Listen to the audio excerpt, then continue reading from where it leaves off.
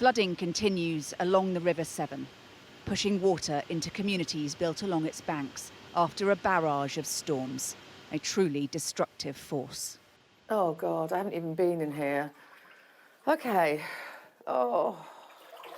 Siobhan Connor shows us around her family home in Shrewsbury. It has been flooded 17 times in the last 25 years.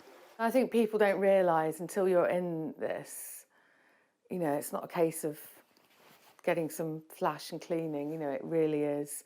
This is sewage, this is overspilled. I mean, look at the colour of it. This is toilet water, that we're stood in, and it's in your home. She is exhausted and angry. How can you where do you start figuring out where the water comes from when you've done everything you can to mitigate flooding and to protect your home?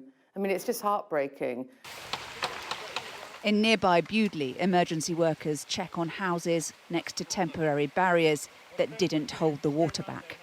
Scientists have warned that flood risks are increasing as climate change drives more frequent and intense rainfall.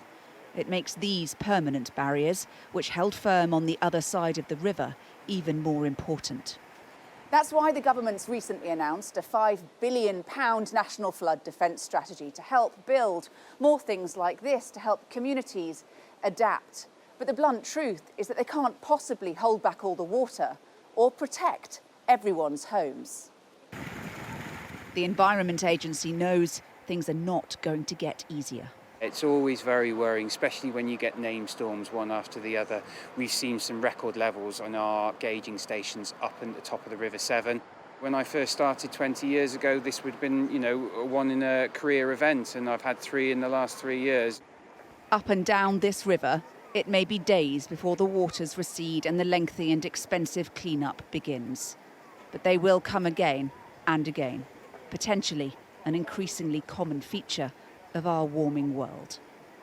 Hannah Thomas-Peter, Sky News in Bewdley.